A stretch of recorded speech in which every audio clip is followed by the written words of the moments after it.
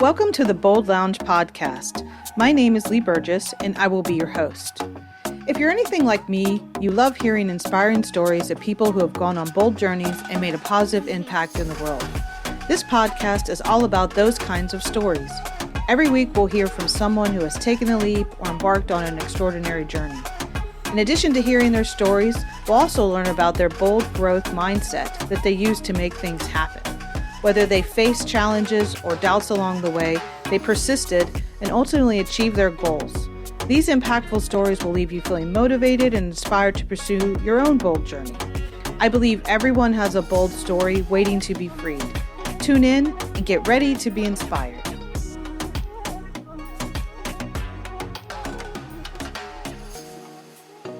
Welcome to the Bold Lounge podcast. Today we have Jeff Hamaoui. He is a seasoned leader. He is also the co-founder of Modern Elder Academy and has held roles at NASA, IKEA, and Nike before permanently landing in Baja. Jeff has an entrepreneurial mind, a teacher's heart, and a seeker's soul. Welcome, Jeff.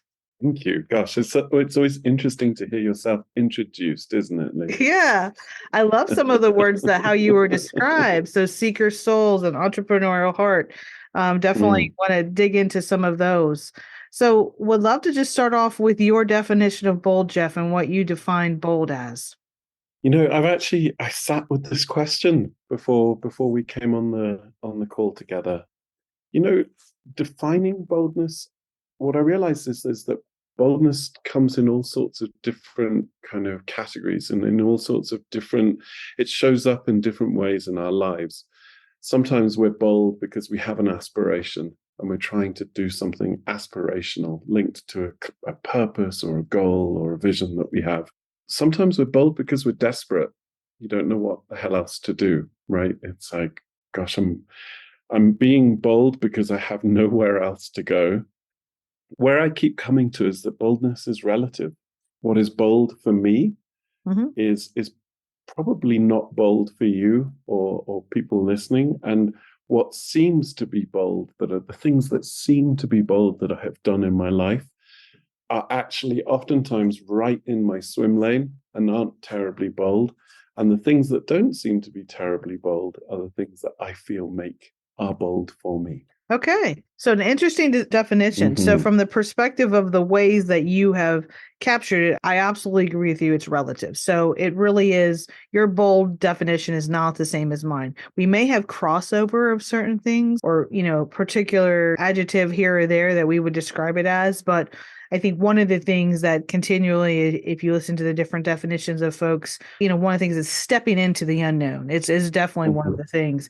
So I think that can come with desperation, aspiration. But based on your definition, I'd love to hear kind of what comes to mind when I ask you, when was one of your first bold moments? So again, I think there are bold stories that I know will be bold, will seem bold, right? When I was 47 and a half years old, I packed up my family. We left our 15-year business, almost longer than that, 17-year business in Northern California, packed up into a truck with a 3 and a 4-year-old and a dog, and set off for Baja to really take a sabbatical, but as you said, kind of leaping into the unknown. And that kind of created this boldness cascade, or again, a seeming boldness cascade. I met my two business partners, Chip Conley and Christine Sperber, who'd started working at something called MEA, or the Modern Elder Academy. We now call it MEA Wisdom, as a wisdom school for people in midlife. I met them on my trip down to Baja and kind of boldly became some kind of a wellness guru in the desert, which was kind of nuts. I don't even think it was bold. I think it was crazy. And then my own personal interests, the work I'd done previously was all in sustainability. So innovation in sustainability. And my own desire, and I think it was a big leap, was to move from high concept sustainability to how we live. How we live in communities that are more sustainable, how we live as human beings in ways that are more sustainable. And so set up a regenerative community in Baja, 26 homes around a regenerative farm. So became a regenerative farmer, started teaching at MEA. All of this stuff, I think from the outside looks bold in inverted commas. And honestly, where I see it is it drew on a toolkit. I have a backpack of tools that I've had since I was a young human that allowed me to do those things, that didn't make those things terrifying to me as a consultant, starting something new, learning something new, as a facilitator, working with groups, as someone who's inquisitive, et cetera, et cetera. So I think oftentimes bold moves are perceived as bold because they are things that we would personally find hard to do or imagine doing in our lives, right? Upping sticks, moving a family a thousand miles into a foreign country. I spoke Spanish fluently. It really changes the decision making in terms of the boldness required. When I think about the things that I've had to do that are truly bold, it's when I face into things, it's not just facing into things that are unknown, it's facing into things that are uncomfortable. It's doing things that are at the edge of my comfort zone. I have, I think, confronted recently things like needing to be more organized, structured, and so on and so forth. These are limiting factors for me in my work and in my life. And both of my business partners, both Chip and Christine, have been pushing me in that direction. It is wildly uncomfortable for me. It is wildly difficult for me to get into those areas of myself. On a personal level, my final frontier, or not my final frontier, a frontier that I'm crossing right now is around dance. I'm a bigger man and have always been sort of told since childhood that I was clumsy. While I enjoyed dancing as a kid, I was always sort of slightly shamed about the whole thing. And so doing dance classes with my 9-year-old daughter, again, just brought up all kinds of discomfort for me. So I think for me, boldness has been mostly around the areas where I'm afraid to tread. Really push your edges, push your limits, going into things that you are actually scared of and that you do not have competencies in. Setting up a new business in a new area is not a bold move for someone like me. I spent my entire life doing that. Learning how to dance is bold. Tackling the fact that I need to be better structured and organized, not because people tell me, but because I feel it, is a bold move. I sometimes think that we sort of look at these words and think big B bold versus the little B bold, right? The big B bold is this sort of like, go conquer the world. Yeah, I think bold can be extremely quiet, and you may be the only one that knows you're being bold at that time. Like, I think it whispers more than roars.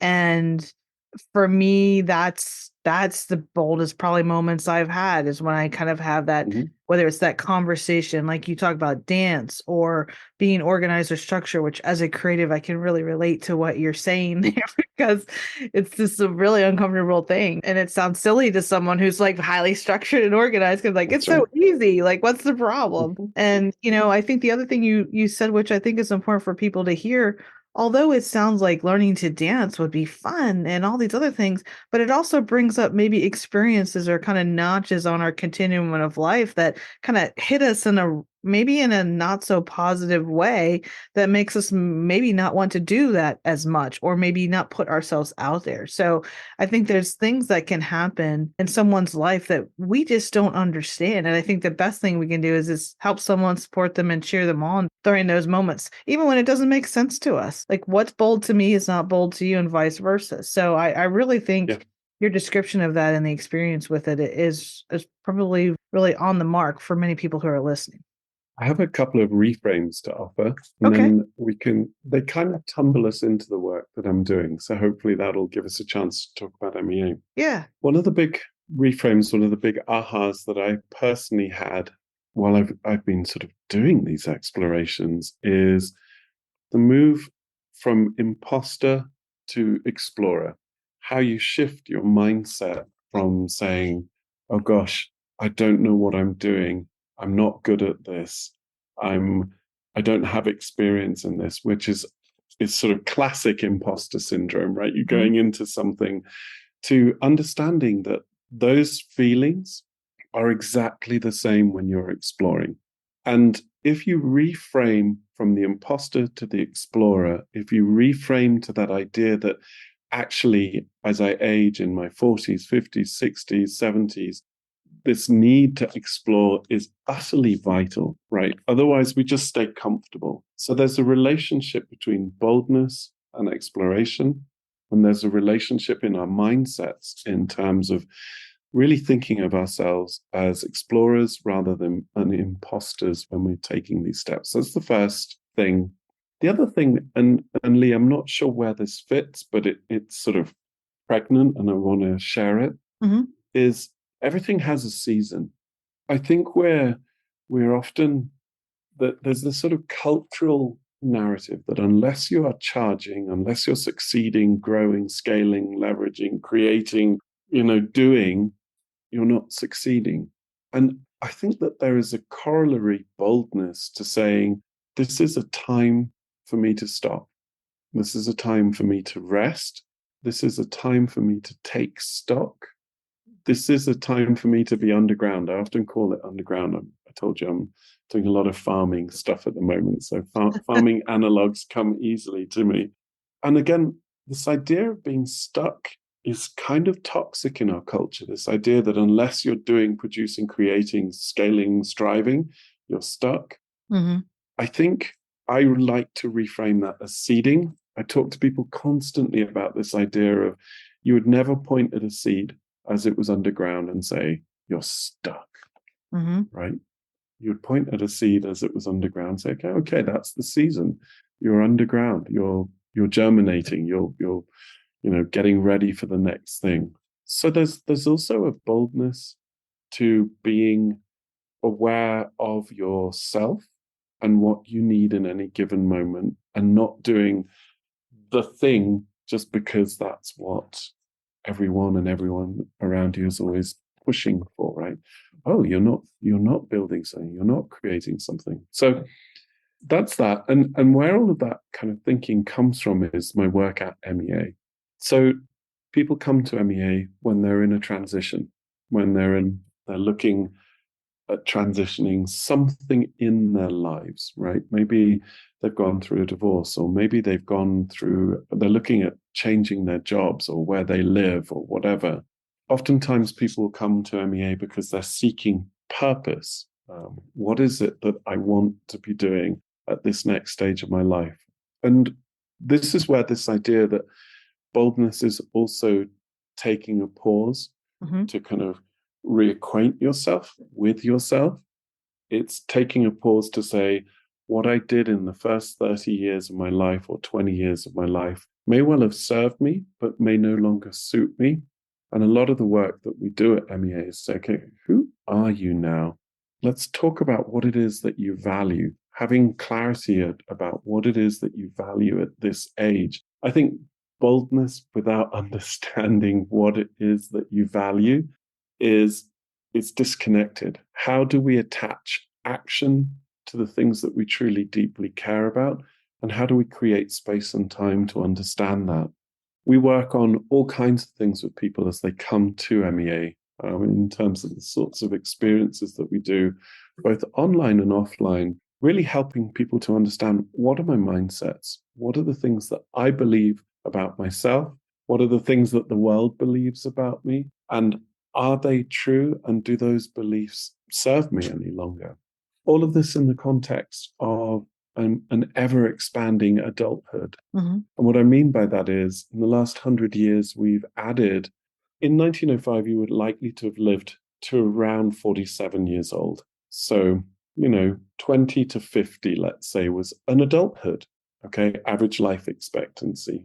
Fast forward, we now in America especially can expect to live into our 80s. So 50 to 80 is the same length of time. 20 to 50, 30 years, 50 to 80 is the next 30 years. And it's like, wow, holy crap. That is a second adulthood. We've been granted a second adulthood in the last 100 years. And how do we think about how we want to live that second adulthood? Who do we wish to be? What do we wish to learn? Where do we wish to go, et cetera, et cetera? So a lot of the work that we're doing is saying, okay, what's the stuff that you brought in from your first adulthood? What of that do you want to keep? What of that do you want to shed? And what do you want to take into your next adulthood? And I think there is a boldness, and I keep on, it's a beautiful touchstone, this idea of boldness. Mm-hmm. There's a boldness to looking at yourself and saying, God, am I stuck? Have I gotten comfortable? But you don't know if you don't ask, I think, or pause. And I think as I work with, the women who I support and through the things that I do, I think a lot of the times it feels like people in general don't feel like they can pause.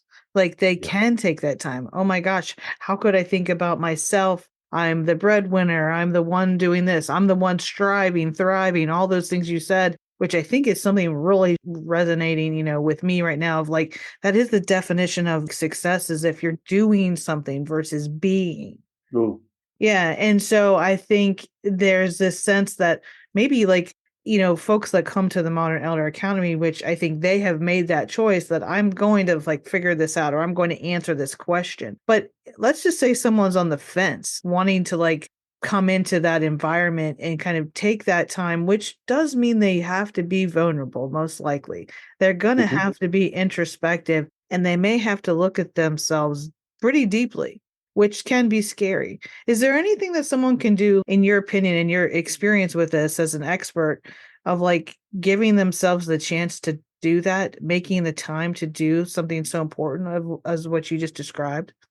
I love the way you framed that question. I've got some thoughts, reflections, and then a specific answer. So first of all, prioritizing yourself is often a really difficult thing to do. It can seem incredibly self-indulgent to say, hey, I'm going to take a week away to go and work on myself, to think about myself, to think about what I want. I personally, the investment for me is around what do you want your second adulthood to be? And the risk is as people age in the US, the stories about what it is to have a thriving second adulthood are vanishingly small. The kind of the mental models, the modalities for being bold are vanishingly small. On average, when people retire in America, they watch 47 hours of television a week. So what they're doing with that second adulthood is watching TV. So I think part of it is if you don't invest in yourself, in understanding what it is that fuels you, drives you, what it is that will make you productive and vibrant and healthy as you age, the models of what's available are not great.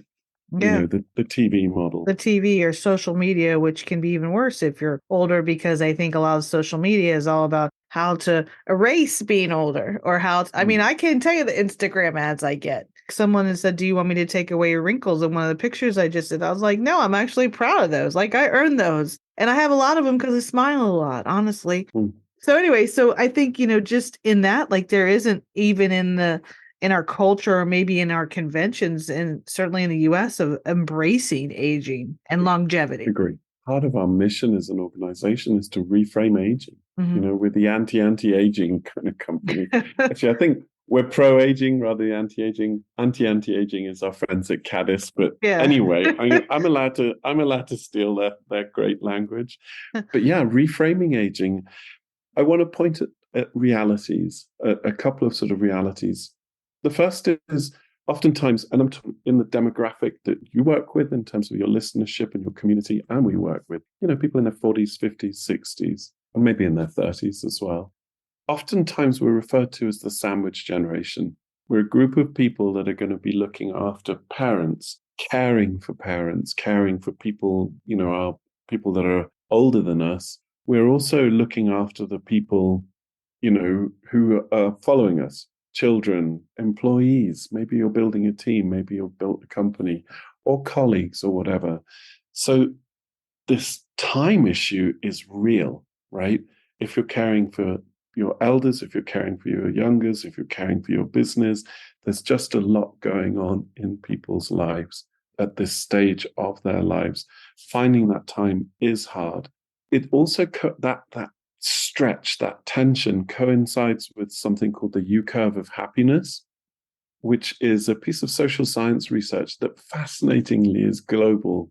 This applies everywhere in the world except for Russia, but it shows that people are at their unhappiest, men and women, at around 47.8.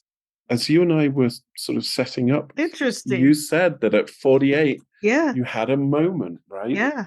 A big moment. You had a big moment. Yeah. I left my home to sort of find my new life, this bold from the outside move of moving down to Baja. I was 47. Yeah. This stuff happens to us it's almost on a predictable curve. This tension, the stress of the sandwich generation, all these things that are on us. And so I actually think that at that moment, saying, okay, what is it that I want? How is it that I want this to work in my next chapter, in my second adulthood? What are the things that I want to value? Who are the people I want to surround myself with? Taking the time to become aware of yourself so that you can thrive doesn't feel to me like a poor investment. I think it helps everyone around you and you to have a different experience, building community, having experiences that allow you to thrive. This whole world of wellness as well is expensive. Let's just talk about that. And we've been super conscious about that as an organization. It's a privilege to take a week off, especially if you're caring for parents or kids or whatever, or if you're struggling to find work or whatever it is.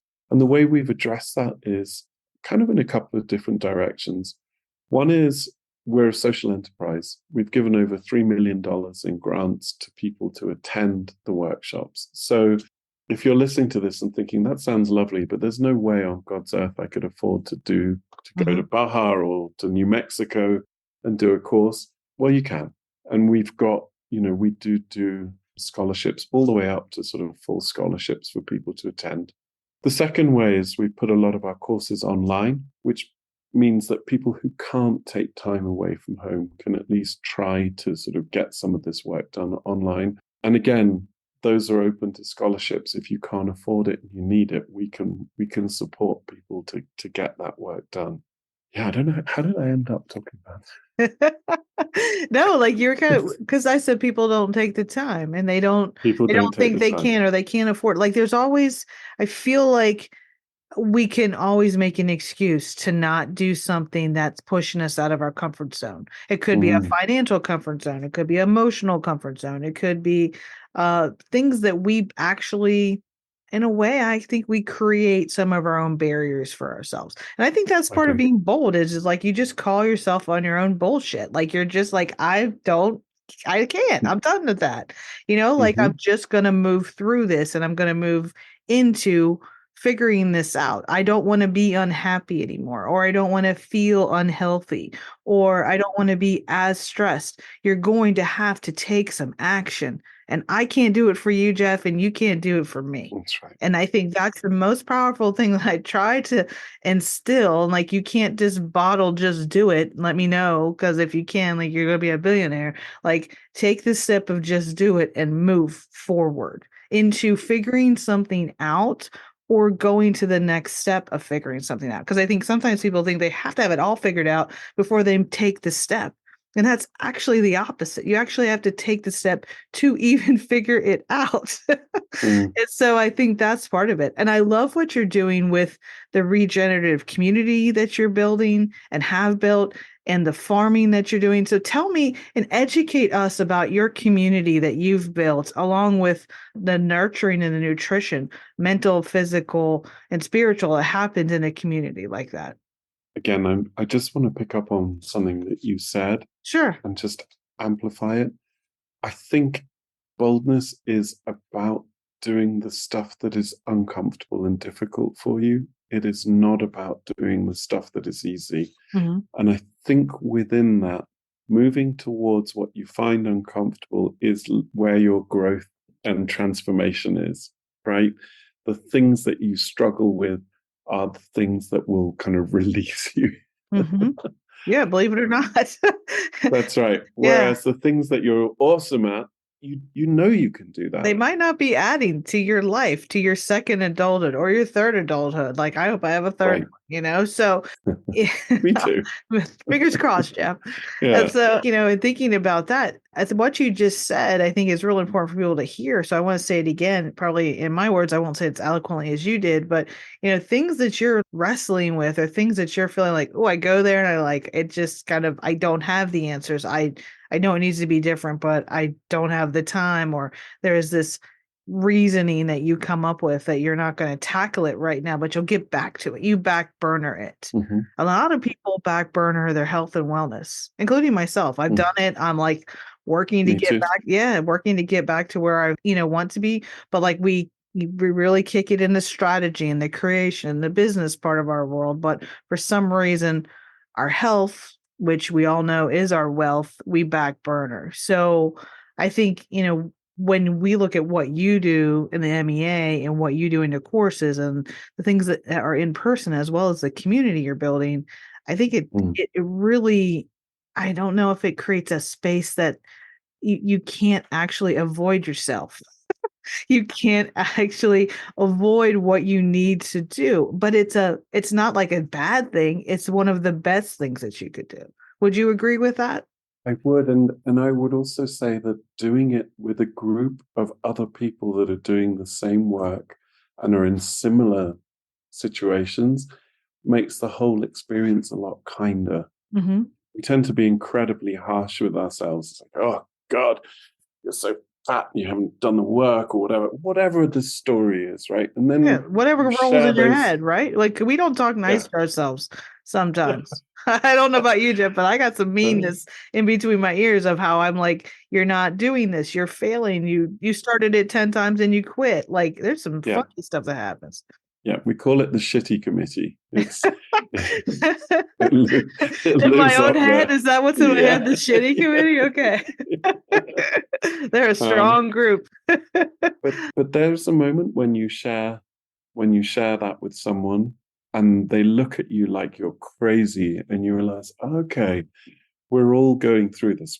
There's something about doing this work in community that is insanely powerful. Mm-hmm. We help to metabolize each other and revise each other, revisit each other, reimagine ourselves in the light of people's reactions, reflections. It can kind of recreate how you think about yourself.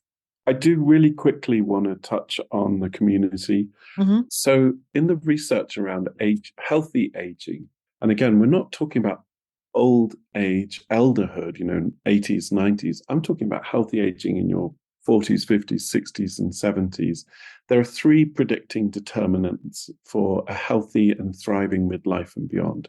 The first is having purpose. So we've touched on this, right? What is your purpose? Big P purpose, the things that have kind of illuminated the thread of your life, and the little P purposes. I'm a parent, I'm a teacher, I'm a caregiver, I'm a friend, I look after dogs, whatever those big little P purposes are. But having purpose, being connected to something greater than yourself, Mm-hmm. is vital to thriving. Wellness, which divides into what you were talking about, is like physical well-being and financial well-being. Those 2 are harder to control, right? As you said, in terms of, gosh, I'm working so hard looking after my physical well-being, or if financially I'm not where I want to be, it's hard to change that. But that's another key factor to sort of wellness in midlife. The most important factor, the most important determinant of whether you will live a healthy and thriving midlife, and actually that can add up to 15 years to your life, is community, being in community. I don't know if you saw the Blue Zones work, Dan Buettner's work on Netflix. Mm-hmm. In his research, and he teaches at MEA, he's one of our guest faculty. In his research, he shows that the number of friends and the community that you have in your 50s will predict how long you will live. and can add up to 15 years of life to your life. So how do we invest in friendship? How do we make friendship a practice? How do we live in community effectively, knowing that it is the vital factor? Incidentally, a lot of this work has this sort of massive impact. How we view aging, our mindset about aging, also determines how long we live. Becca Levy did research around this idea that a positive mindset, a growth mindset around aging can add up to about 7.5 years of life to a life. So right there, forget about quitting smoking, forget about sort of, doing ab crunches or getting on the Peloton. Think about your friends. Think about how you think about aging. Friends and mindset, right? Friends Yeah, and that's mindset. right. If you have that down, it sounds like we could add 22 years to our life. Right. So, I mean, if you do it We're to going to live to 1,000 years yes, old. yes, yes. I told my mom, she's like, my goal is 115, is what my mom said this weekend. And I said, why are you aiming so low? Let's go 125. And she's like, okay, I'll change it. So anyway, like, yeah, aim high there. But the community aspect of it, which I think is one of the biggest things that was an aha for me as I set out to do what I'm doing. It's the women and how they come together and what they connect with. And you hit the nail on the head with regard to when you think like you're having a challenge or a problem or you're trying to achieve something that's not happening like you wanted to, and then you share it with others, like you realize, wow, you're inspiring someone. Someone's going to tell you that you're doing it, but you just don't feel like you're doing it. Or they may give you that little nudge of like, are you really trying? Because I need that every now and then, because I say, oh, I'm struggling with my weight, but like, am I really trying and having the habits and the discipline and intention that I need to have? So it's good to be checked on that every now and then. But I think it is that community that does help you understand. And I think the work in the blue zones and the work that Becky Levy has done, it's to me like it makes sense, and it's not complicated. But I think what we try to do is we try to complicate life with like some algorithm or some addition of this plus this equals that. Like you got to take a cold ice bath every morning. You got to get up at 4:30. You have to meditate for 50 minutes. Like you've seen it. So then you feel like you're failing because you're not doing all these extra things and you're not getting up at 4:30 in the morning. Hey, I like 9 o'clock. I like 10 a.m. as my first meeting versus 8 a.m. And that's okay. I think sometimes there's this comparison trap that comes into play too. And I don't know if you find that for when people are coming into the academy of like, they've spent so much time like thinking that they were behind when actually they're not, but it's because they've compared themselves to some line or some other person or some expectation that really wasn't necessary or isn't a normal expectation. So as we live longer, more stuff happens to us, right? In our research on transitions, we've dug up all kinds of fascinating data. And there's a guy called Bruce Feiler who wrote a book called The Life and the Transitions. And he interviewed over 10,000 people to sort of try and work out how many transitions do people go through in a life. And a transition might be losing a job, losing a relationship, moving home, a physical health scare or something like that. And what he came up with is, on average, across that sort of, let's call it a 50, 60-year adulthood, we're likely to face about 36 transitions. And in addition to that, about 3 what he calls life quakes. So you're looking at sort of an almost annual transition. And the conclusion that he came to, and the conclusion that I've come to in seeing people come in through MEA now for 6 years, is this idea of the linear life just doesn't make sense as we live longer, right? You do your education, you get the house, the family, the kids, and then you retire and you're done. All kinds of crap is happening to all of us all the time. None of us are where we think we should be in some domain in our lives. And even if we are, something happens and we're thrown for a loop, right? A health scare or a divorce or whatever it might I kind be. of get scared if I'm not challenged. Like if I have a day where I'm like, well, this is great, and I'm smiling. And I know that's a mental thing, and someone's gonna send me a note about what it is. But I think it was really interesting what you just said about 36 transitions, easily one, per year. And something that you said was like 3 life quakes. Yeah. And I'm just again going back. I know I've had one. So am I due for 2 more? And I'd really like to pass on that. So unless it's a positive life quake, I guess I'm going to the negative because it could be something super positive, right? That could happen in a life quake or no. Well, and I think that's actually so. I think the message is change is inevitable Yeah. in a life, Yeah. right?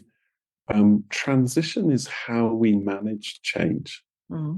And we can either make that productive and generative, or it can create fear and difficulty and struggle.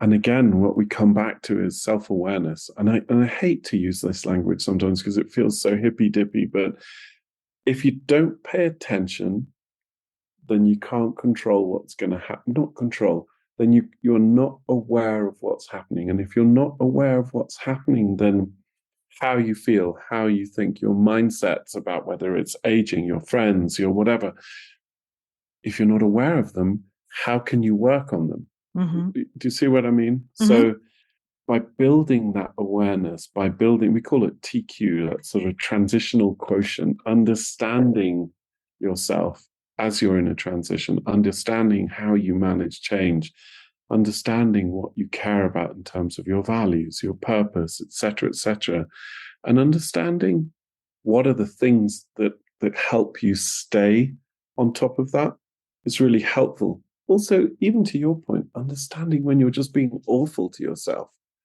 and kind of giving yourself some grace and saying, hey, it's okay. It's okay to be underground right now. It's okay to not be losing the weight because I'm dealing with these 5 other transitions right now.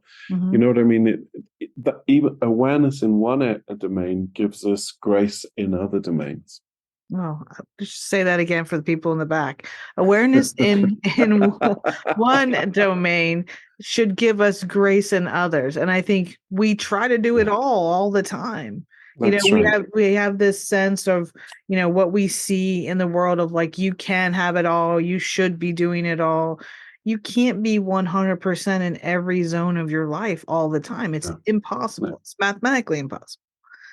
So I think it's interesting, like in your work and all of the folks who have come to you and who are learning through you, do you see a difference between men and women as they go through these transitions in their TQ, so to speak?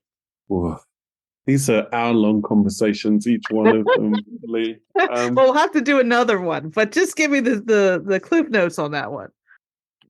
Yeah, there are some fundamental differences. I mean, right off the bat, I think men are less traditionally invited to do this type of work.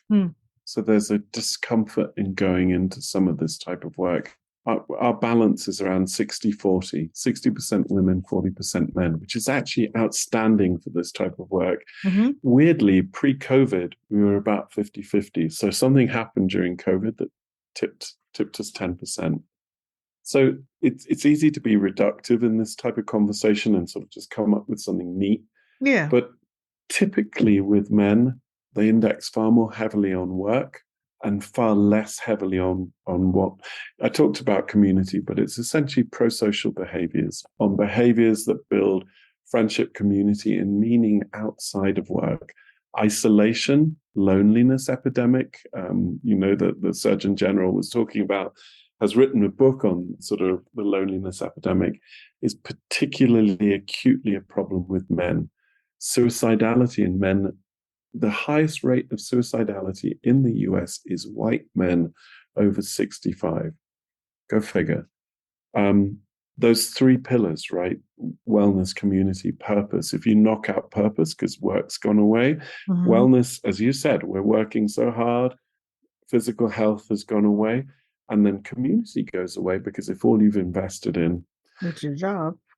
is your job, then suddenly there's not much that's sustaining you in your 60s, especially for men. So men struggle with relevance.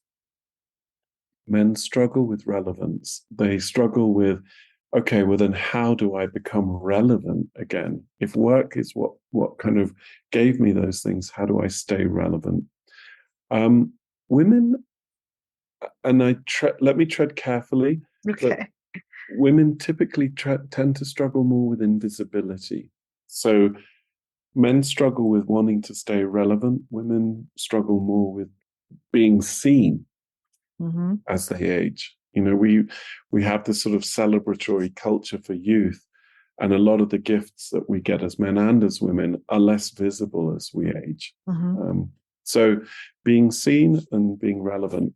So they're slightly different drivers for the people that are coming in, but the root causes, fascinatingly, the root causes are very, very similar.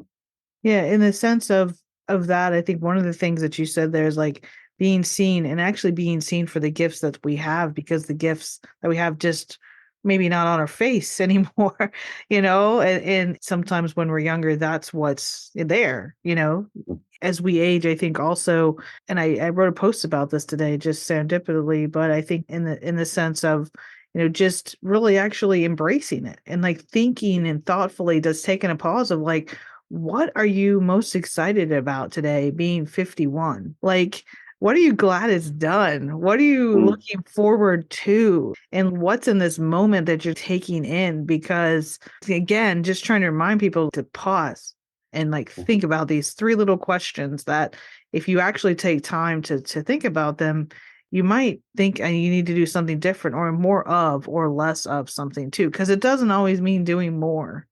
I think we hear that a lot, but I think especially through your teachings and the things that happen in MEA, I think people realize that, just like you said, that seed, no one points at a seed and says that seed's lazy or failing or struggling. It's growing, it's pausing, it's germinating. Maybe we all need to germinate a little bit more, in our That's a lives. great conclusion. I'm gonna get one. I have my sweater on, everyone, today. It says "Be bold" today. Maybe I'm just getting one that says "I'm germinating." Yeah, or just germinate more. Yeah, germinate more. So here's a merch idea for you. Thank But you. so as we kind of close out, and I just want to make sure people understand what MEA is, what are some of the things that you provide that, all the information about MEA is below in the episode notes for anyone that wants to check it out. But like if someone leaves, like what do they feel like? What does it feel like when they leave the academy? So let's just do the sort of the clockwork, the basic logistics. Sure. We're based in Baja, California, which is Mexico, which I sometimes have to tell people. People come and they'll spend a week with us. They'll spend a week-long workshop with us. We have our own core workshops that look at transitions, purpose, and wisdom, which is how do I live in this kind of more generative, productive way. So that's one thing, one side of things.